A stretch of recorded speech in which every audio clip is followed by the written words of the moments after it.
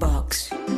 Hola a todos, bienvenidos a Calamares en su tinta. Este espacio, como ustedes ya saben, para que hablemos de historia, de historias, de libros, a veces de personajes raros y curiosos.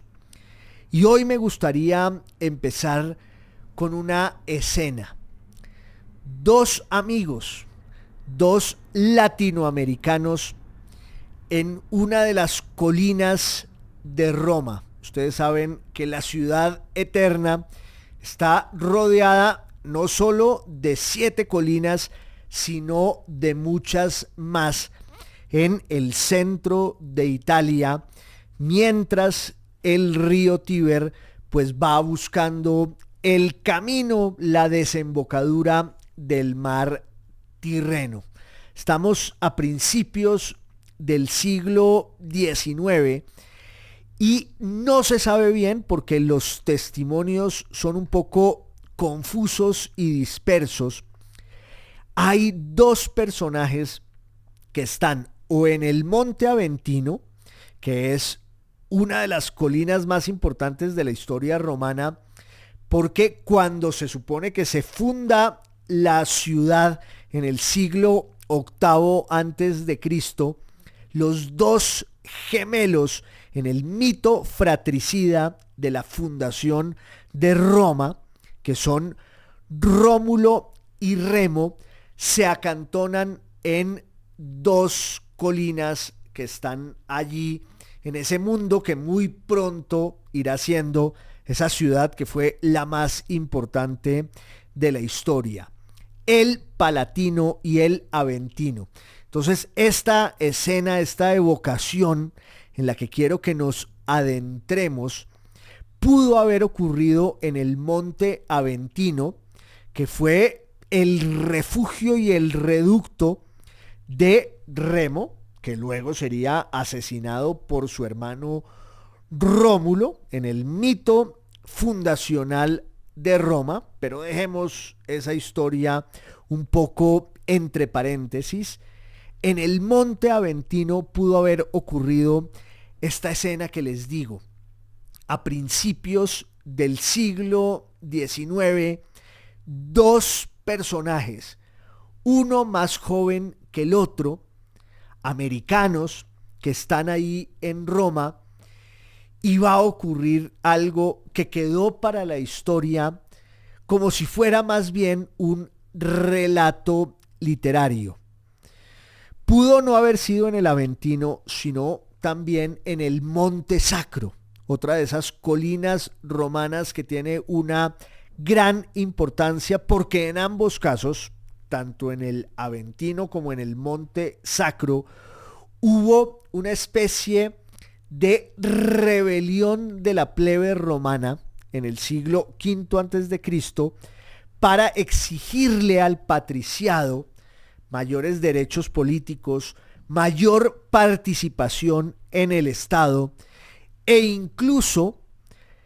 la concepción de un código, un sistema de leyes escritas que impidieran que los magistrados pues actuaran de manera caprichosa y arbitraria porque la ley no era conocida por todos. De suerte que son dos colinas con un valor simbólico en la historia romana muy grande, el Aventino o el Monte Sacro. En uno de esos dos lugares, a principios del siglo XIX, muy probablemente en 1805, se encuentran dos viejos amigos, un maestro y un discípulo. El maestro le cuenta al discípulo, como lo hiciera mucho antes, cuando al otro lado del mar salían de las aulas y se dedicaban a cabalgar y a conocer el mundo de primera mano, replicando un poco ese viejo ritual allí en Roma, en una de estas dos colinas. Insisto, pudo haber sido el Aventino, pudo haber sido el Monte Sacro. Están este par de personajes y el maestro le dice al discípulo, le cuenta más bien, esa historia de cómo en dos momentos distintos del siglo V antes de Cristo, la plebe se refugió allí para enfrentarse al patriciado, para hacer una verdadera revolución política. Ya la monarquía romana había sido desalojada y había surgido, dice la historia, aunque todo esto hace parte del mito y es una cronología medio inventada, dice la historia que en el año 509 fue expulsado de Roma, en el año 509 antes de Cristo, fue expulsado el último rey de Roma, que se llamaba Tarquino el Soberbio, que además era de origen etrusco, y entonces hubo un levantamiento de la clase dirigente romana contra ese monarca, porque además habían ocurrido una gran cantidad de episodios infames siempre en la historia de Roma, de la Roma antigua. Está la sombra, está el fantasma del estupro, el ultraje, la violación, y algo de ello había ocurrido en esa historia del mito de Lucrecia, que ha sido recreado en la literatura, que ha sido recreado en la pintura, de suerte que en el año 509 fue expulsado de Roma el último de sus reyes, Tarquino el Soberbio, y surge lo que llamamos la República Romana.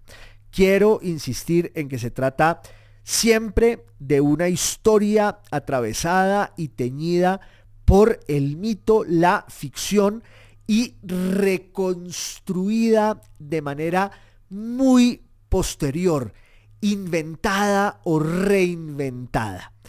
Pero si nos acogemos a la historia oficial, por lo menos a esa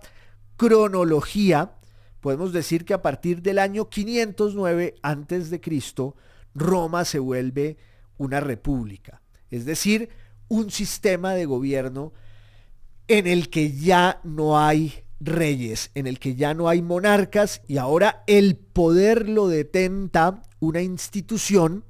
que es el Senado, que siempre había estado allí, que funcionaba como una especie de órgano consultivo para los grandes monarcas de Roma, que aunaban el poder político, el poder religioso, que en la antigüedad de Roma la religión tenía un valor incontrastable, tanto en la dimensión pública y civil como en la dimensión privada y doméstica. Los romanos eran supersticiosos y tenían una devoción irrestricta por sus dioses, no solo los dioses de la calle y del pueblo, sino también los dioses que poblaban el hogar, que es una tradición que a mí me encanta. Pensar en nuestros ancestros como unos espíritus, como unos genios cuya luz, cuyo numen nos acompaña en todos los momentos. Por eso las casas de Roma tenían unos espacios especiales para que allí se les rindiera culto religioso a los dioses del hogar. De suerte que en la Roma antigua el rey era a la vez monarca, sacerdote, conductor de los ejércitos, y eso cambia después del año 509, pongan comillas, pongan ojos avisores, porque es un mito, y empieza la república. Pero en la república el poder lo tenían los patricios, lo tenían los aristócratas, que eran quienes conformaban el Senado, porque de todas maneras había esa clase dominante que siempre había actuado de consuno con el monarca, hasta cuando el monarca quiso desbordar su condición, y entonces los aristócratas se levantan contra la monarquía, pero siguen siendo ellos los detentadores de los privilegios y de todos los atributos de la vida civil y política y religiosa en Roma. Y entonces en el siglo V antes de Cristo, en el año 495 y luego 45 años después, la plebe, que eran unos ciudadanos de segunda en la estructura social de la República Romana, se levanta contra los patricios, se levanta contra el Senado y exigen varias cosas. Una de ellas, la consolidación de un funcionario que era el tribuno de la plebe, porque ya el patriciado romano tenía una especie de cargo que reemplazaba en el poder ejecutivo al rey, al monarca. Ese cargo era el del cónsul, pero para que no hubiera una tentación dictatorial y tiránica, que era la desgracia, que era el mal de la monarquía de la cual se habían querido curar y librar los aristócratas al desalojar al último rey de Roma. En otras palabras, la República Romana fue un intento por acabar para siempre con el poder absoluto de un solo hombre. Y entonces la República era un complejo entramado, una estructura muy inteligente y muy refinada y delicada de cargos públicos que le obedecían al Senado. Y uno de esos cargos, quizás el más importante de todos, era el del poder ejecutivo, que era el del cónsul. Pero en la República se estableció que no iba a haber un solo cónsul para evitar la tentación totalitaria, la tentación dictatorial, sino dos cónsules que de alguna manera se controlaban y se vigilaban el uno al otro y duraban solo un año. Eran elegidos de manera popular. En Roma el sistema electoral funcionaba muy bien y además todavía tenemos muchos rasgos y muchas herencias de ese sistema electivo y popular en Roma, que era con urnas y que era con filas, y había lo mismo que sigue habiendo hoy: fraude, campañas sucias, urnas que tenían votos marcados antes de que se abrieran los comicios. No nos olvidemos, ya lo había mencionado yo alguna vez aquí, en otra salida de Calamares en su tinta, que quienes se lanzaban a esos cargos públicos buscaban obviamente sobresalir y entonces se ponían una toga muy, muy blanca que los hacía notar en el foro, en los espacios públicos, y como el color blanco tenía, entre otros, el nombre de lo cándido en latín, la lengua de los romanos, pues por eso hablamos de los candidatos, aquellos que llevan una toga blanca inmaculada, ese nombre de lo blanco intachable, de lo cándido, pues está presente también, por ejemplo, en el pelo que se va emblanqueciendo con el paso del tiempo, y por eso hablamos de las canas. Fíjense ustedes que la raíz de cándido y cana es más o menos la misma y tiene que ver con la presencia de ese color deslumbrante que era también el de los candidatos en la Roma antigua, los que iban vestidos siempre de blanco. Entonces, en la Roma republicana había muchos cargos, era toda una carrera burocrática, se llamaba el curso de los honores, y uno empezaba desde la base, uno empezaba desde abajo, iba ascendiendo, y la consagración se daba cuando uno llegaba a ser cónsul y detentaba el poder ejecutivo por un año. A veces había condiciones excepcionales, una guerra, una peste, y entonces se le daba el poder a un funcionario que era el dictador y que tenía pues una especie de poder absoluto para resolver una situación crítica, pero ese poder del dictador en la República Romana no podía durar más de 6 meses. Y sin embargo, la gran figura era el cónsul, que era el conductor del ejército y que era, digamos, un presidente de la República de nuestros días. Estaba en el poder ejecutivo y luego ya se consagraba y entraba más bien a una vida senatorial para ejercer las mieles del poder después del poder, que suelen ser muchas veces más gratas y más dulces que la hiel misma de cuando uno está mandando, que es realmente un infierno. No se explica uno cómo hay tanta gente que se deja seducir por esa obsesión malsana del poder y del gobierno. Cómo hay tantos que se enloquecen con esa quimera y la persiguen de manera obsesiva e incesante, cuando es más bien un castigo, un lastre, una maldición. Lo cierto es que la República Romana pues va cambiando cuando la plebe, que en términos demográficos y a veces hasta económicos tenía mucho más peso que el patriciado, y entonces la plebe empieza a exigir un lugar en la estructura del ejército romano, y no solo del ejército, del Estado, de la burocracia, de la sociedad. Y entonces la plebe se retira en dos momentos del siglo V antes de Cristo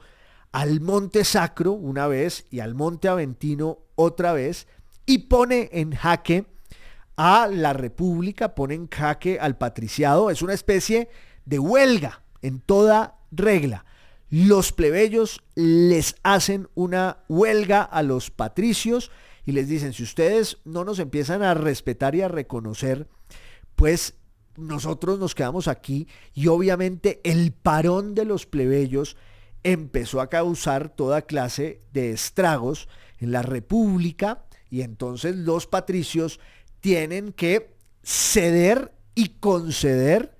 y se pliegan a las exigencias de la plebe,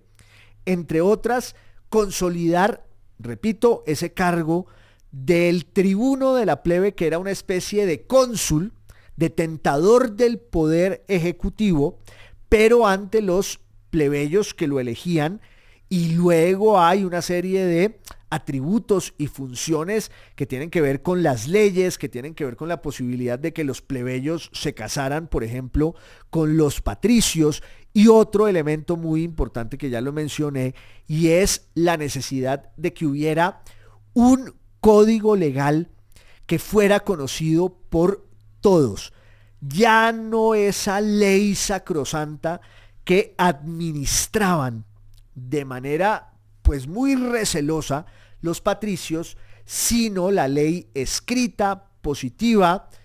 que entre otras, dice el mito, dice la leyenda, hubo una comisión de romanos que viajaron a Atenas en el momento obvio del gran esplendor político de Atenas, que ya empezaba también a declinar, pero los romanos querían copiar lo que habían hecho los griegos, y una forma de hacerlo pues fue mandar a esta comisión que llegó a Atenas, copió muchas instituciones de la vida helénica y las consagró en una serie de estatutos en Roma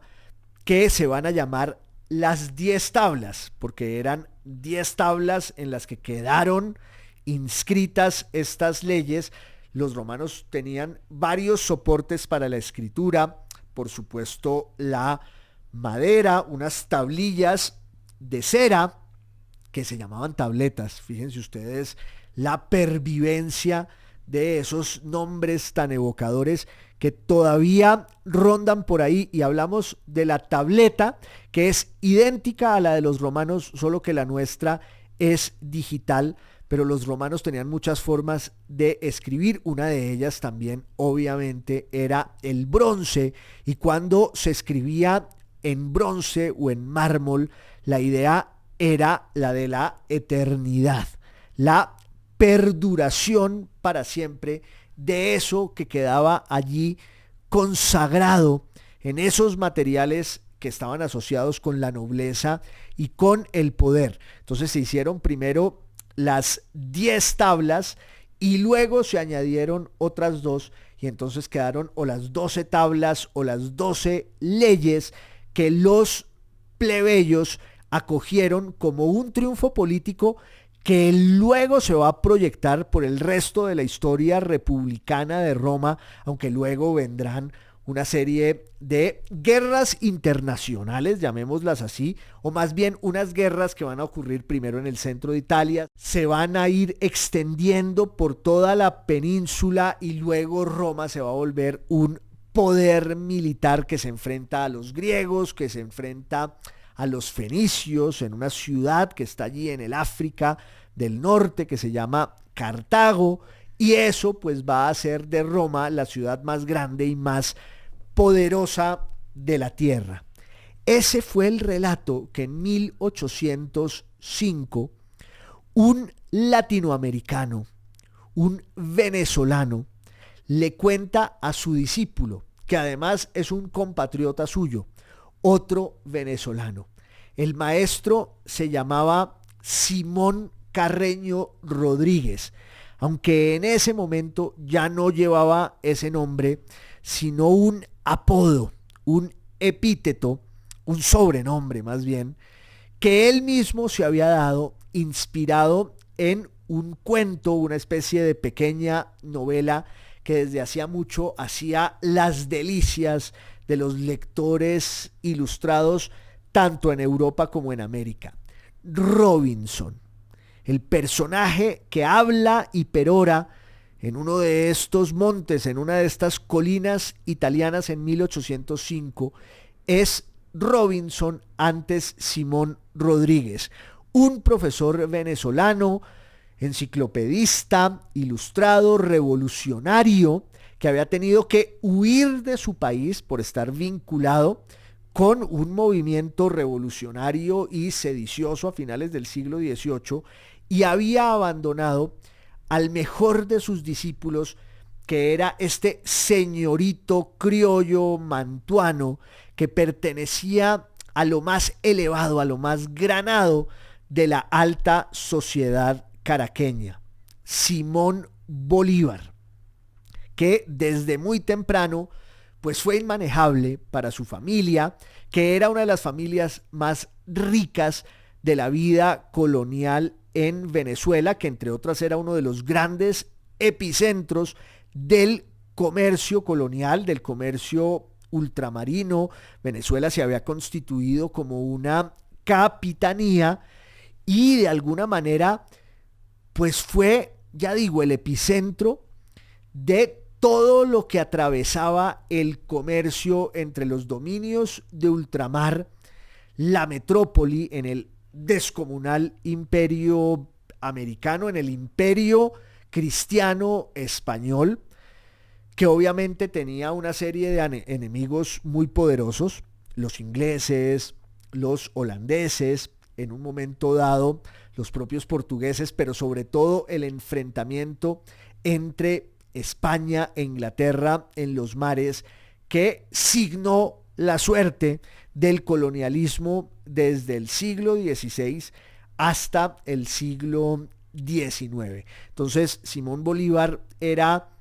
el resultado como de esa visión del mundo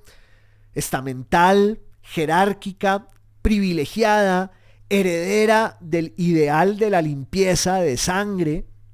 en el orden colonial, y él pues fue muy inquieto desde temprano, quedó huérfano muy pequeño al recaudo de un tío con unos hermanos más grandes, 2 hermanas y un hermano,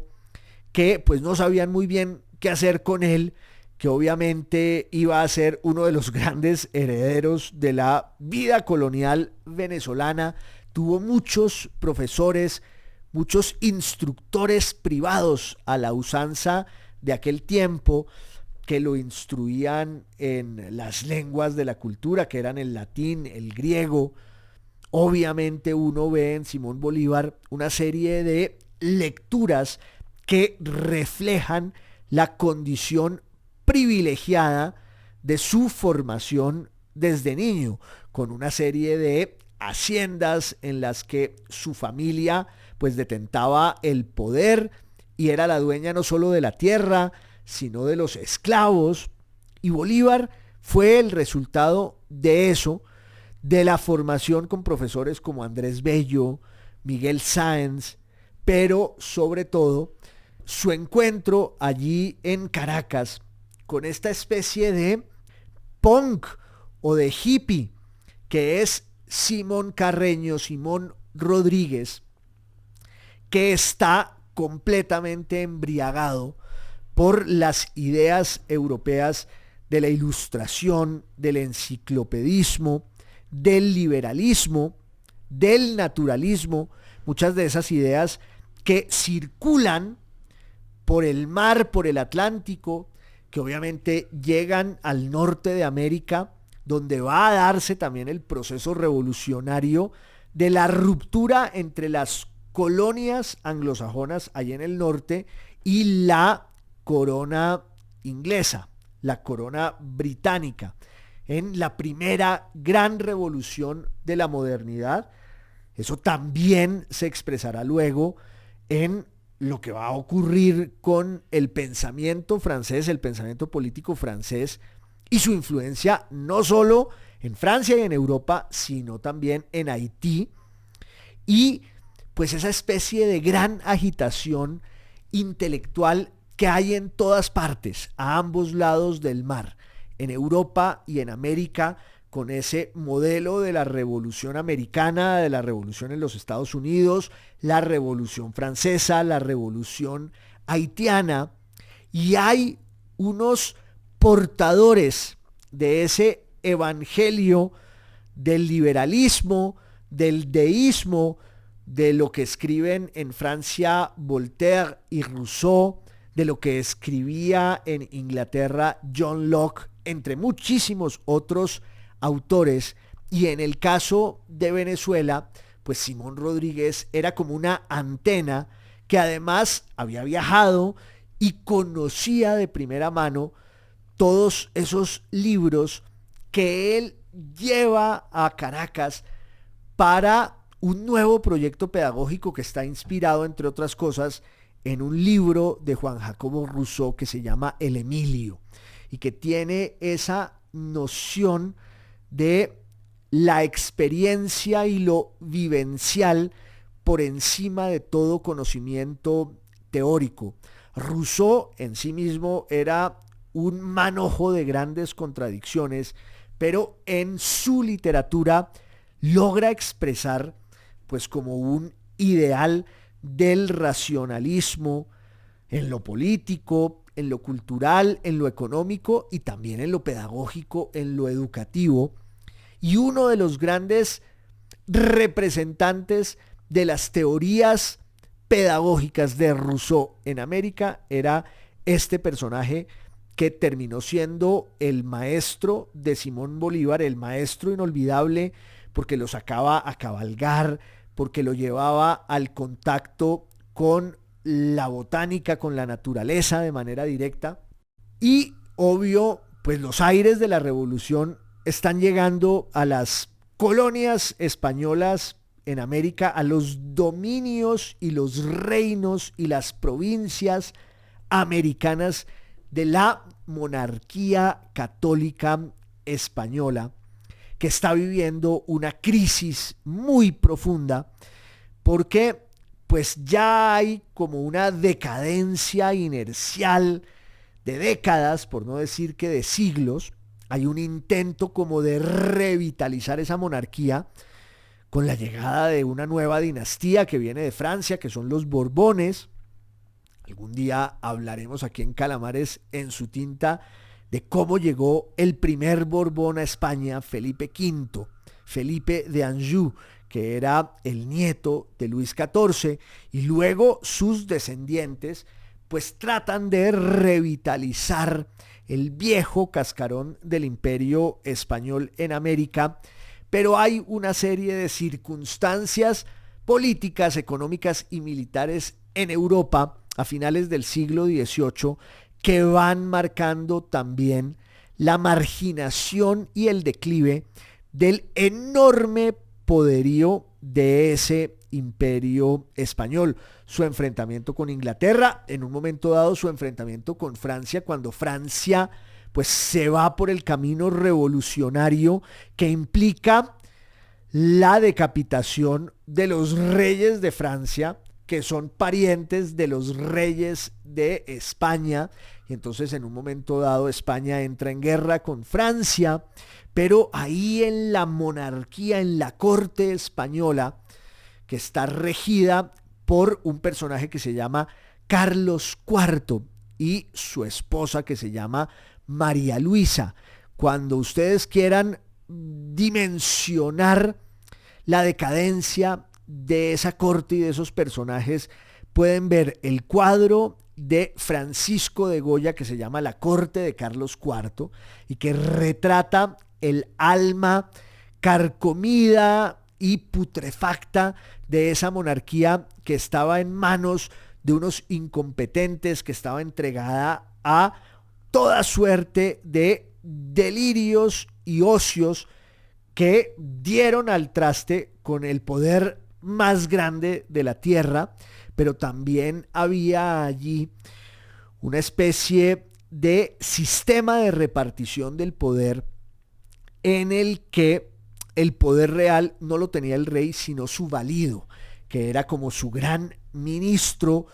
el todero de la monarquía, el que hacía el trabajo sucio, que era el que manejaba los hilos tras bambalinas. Y en el caso de la monarquía de Carlos IV es un personaje que se llama Manuel de Godoy y Farías, inteligentísimo, competentísimo, un gran talento administrativo, hasta militar, y que era el que decidía la suerte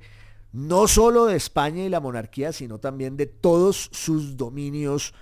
de ultramar. Repito, la otra fuente para tratar de entender el esquema de esa corte es el segundo episodio nacional de Benito Pérez Galdós, que se llama La corte de Carlos IV. Y claro, los libros magníficos de historia que se han escrito sobre ese periodo. Pero es un periodo en el que la semilla de la revolución pues va a germinar en la propia España, donde hay una corriente ilustrada, afrancesada, que lleva aires de modernidad, que llegan de París, que llegan de Londres, pero obvio también toda esa influencia proyectada sobre América, sobre el Nuevo Mundo, donde además hay una obsesión científica con las grandes expediciones, los grandes viajeros y también pues todo el trabajo de una juventud que ha entrado primero al mundo del herbario, la ciencia, y una ruptura espiritual muy interesante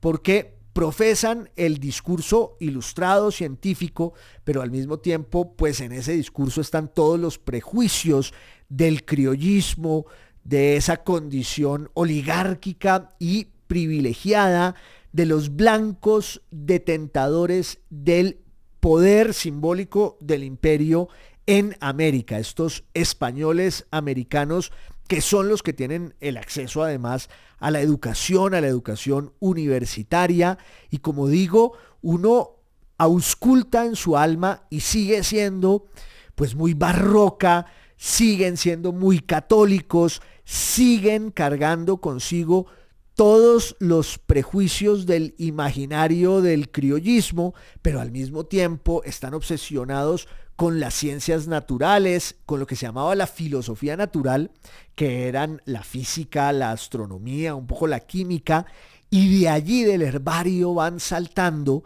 a las ideas prohibidas de la revolución, y eso pasa en el Nuevo Reino de Granada, y pasa en Quito, y pasa en la Capitanía de Venezuela,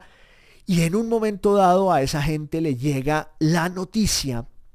de que a España ha entrado Napoleón Bonaparte, que iba camino de Portugal para desalojar de allí a los ingleses con los que Napoleón estaba enfrentado, y al regreso Napoleón decide que le va mejor quedarse con toda España, porque aunque los reyes de España son sus socios y en realidad son unos sometidos y abyectos que se le han arrodillado y que le han dado todo lo que él pidiera, pues él decide poner en el trono de España a su hermano, y hay allí un gran vacío de poder que suscita primero la indignación y la furia de buena parte del pueblo español, que se levanta contra la usurpación extranjera y empieza una guerra de independencia en España entre 1808, que va a llegar hasta 1814, en la que los españoles con piedras, con palas, con las uñas y con los curas a la cabeza, enfurecidos y ensañados, se enfrentaron contra el ejército más poderoso de la tierra, que era el gran ejército francés, el gran ejército de Napoleón Bonaparte, que había derrotado a todo el mundo en Europa. Pero la entrada de Napoleón a España pues fue también el principio de su perdición, porque realmente ahí pues va a hacer agua ese imperio. Y luego empieza a llegar a América la noticia de que España ha sido invadida por los franceses, los reyes están presos, nadie sabe muy bien qué hacer. Está la teoría de que el poder vuelve al pueblo, que es soberano. Eran unas teorías españolas de origen medieval muy interesantes que postulaban eso. Si la monarquía está vacía, la soberanía vuelve al pueblo. Pero también hay quienes dicen, pues quedémonos más bien con José Bonaparte, quedémonos más bien con el imperio de Napoleón, que funciona mejor que cualquier cosa. Y en América, los criollos, que siempre habían tenido la tentación separatista, dicen, ¿y por qué no buscamos por fin la posibilidad de independizarnos y que nos traten en igualdad de condiciones desde la metrópoli, con todas nuestras instituciones que hemos construido a lo largo de los siglos, acatando lo que viene desde Madrid, lo que viene desde la corte, pero viviendo también muchas veces por fuera de ese universo de ficción que es el imperio, y construyendo una realidad en América de la cual nosotros somos los dueños?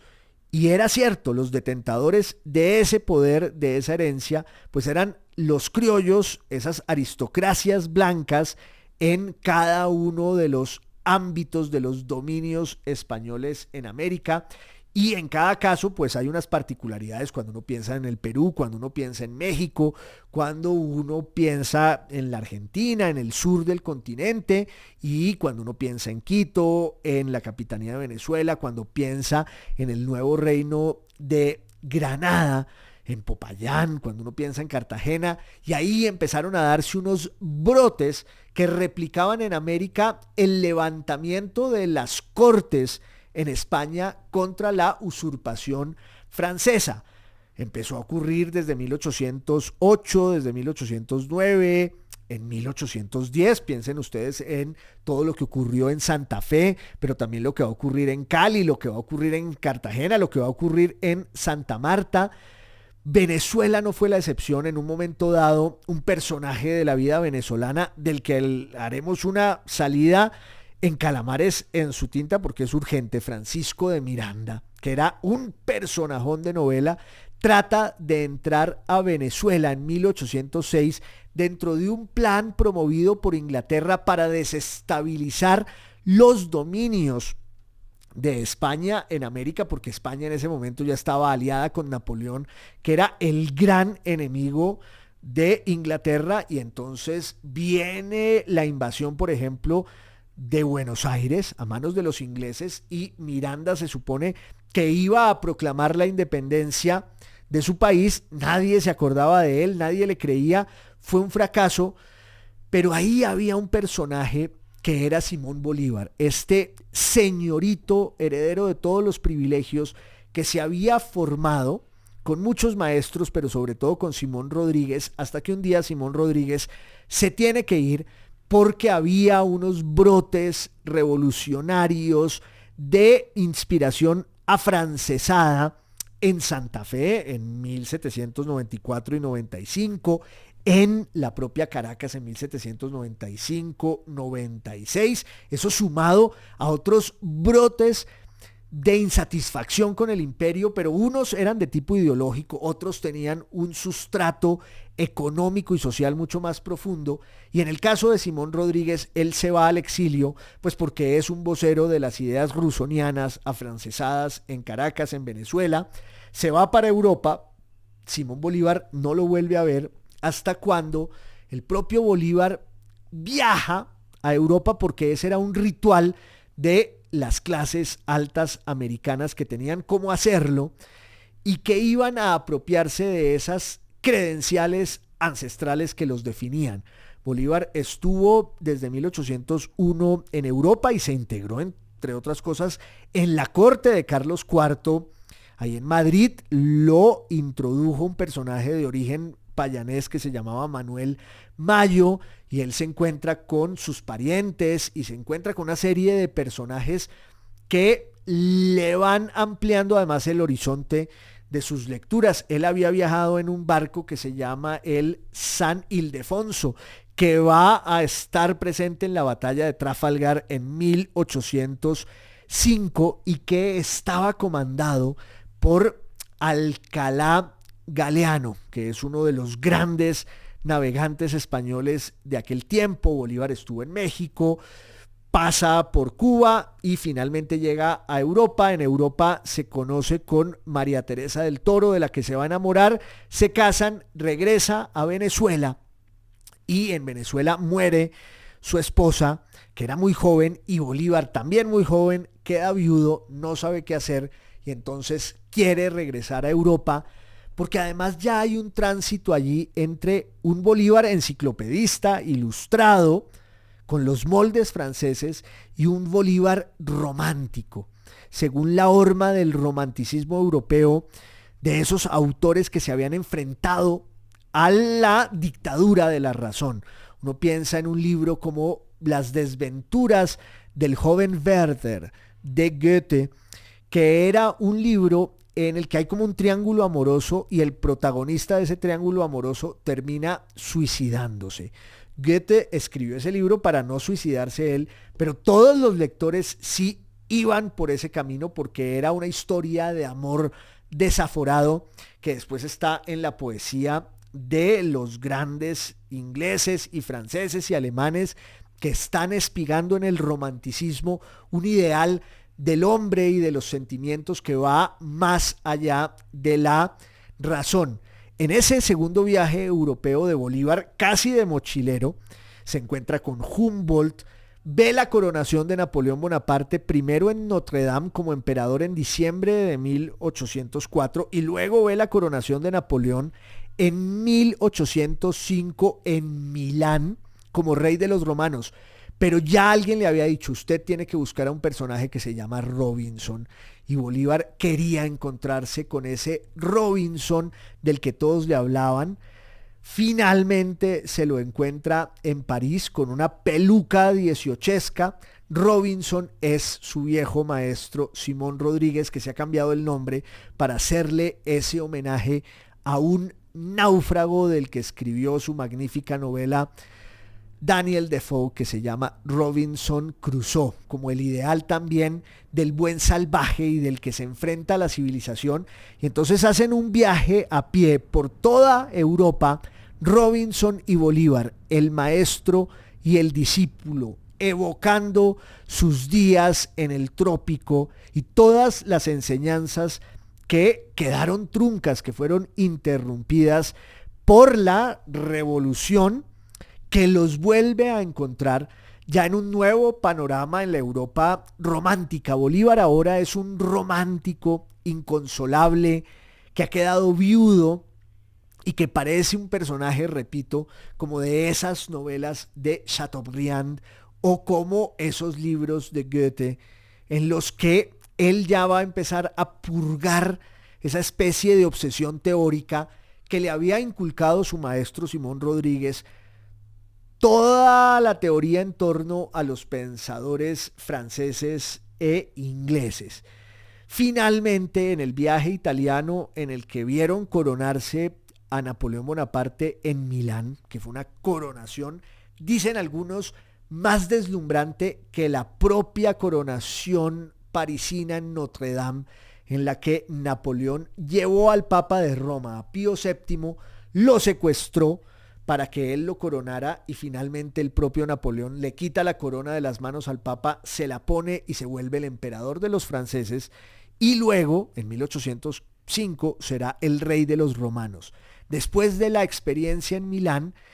y con el impacto que a Simón Rodríguez y a Simón Bolívar les produjo la desmesura, la ibris del poder de Napoleón, llegan a Roma, la ciudad eterna, que también es una exaltación desmesurada de todas las formas del poder. El poder sagrado, el poder del cielo, pero el poder terrenal. Y entonces un día, en un paseo, ya fuera en el Monte Aventino o en el Monte Sacro, están este par de personajes y Simón Rodríguez empieza a contarle a su discípulo la historia de cómo la plebe llegó allí para libertarse de los patricios y para hacer una revolución que abrió el camino de la República Romana. Esto parece también un mito y de alguna manera lo es porque la historia está teñida y está tejida con los hilos de la literatura. Pero el relato que conocimos después es el de Bolívar, conmovido y enajenado, que oye a su maestro hablar de la plebe romana levantada en armas contra el patriciado, y él empieza a rondar y empieza como a divagar y a volar. Yo me lo imagino con un pedacito de pasto en la boca, que es uno de los rasgos americanos por excelencia, que uno se tira en un potrero y se echa un pedacito de pasto y empieza a morderlo hasta que Bolívar pronuncia un discurso en el que promete que no va a descansar hasta romper las cadenas que someten a su pueblo en el contexto obvio de la opresión imperial de los españoles contra los americanos en todas sus variantes y en todos sus colores. Para muchos ese es el momento iniciático de un Bolívar romántico que abandona su condición de viajero y señorito por Europa y va a regresar a su tierra, y en efecto se ocurre que él se integra al proceso de la revolución cuando después de 1808 las noticias de la invasión napoleónica de España pues lo van a cambiar todo, porque hay un vacío de poder y ese es el verdadero punto de partida de las independencias de la América española. Un proceso que va a acabar con las guerras de independencia, que ya tendrán a un Bolívar muy distinto, maduro. No, ojalá que no. Un Bolívar muy distinto y nada que ver con Maduro,